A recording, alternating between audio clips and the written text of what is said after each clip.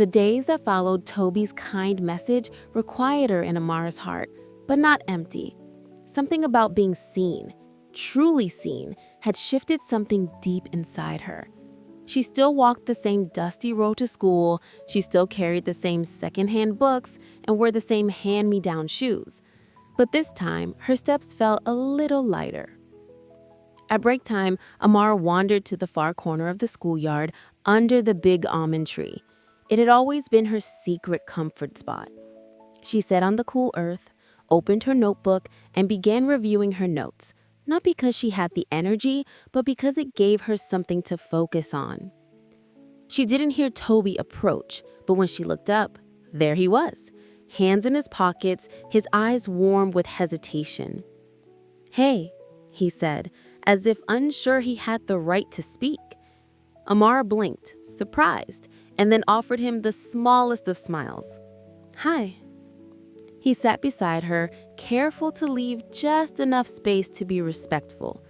They both stared ahead for a moment, listening to the laughter of students echoing in the distance. Then, without looking at her, Toby spoke. His voice was softer than usual. "I know you probably go through things no one sees, but I think you're incredibly strong."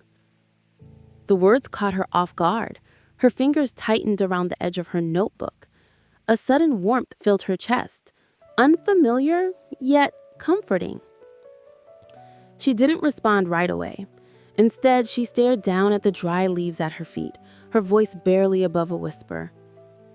"Thank you. No one's ever said that to me before." He smiled faintly. "Well, someone should have."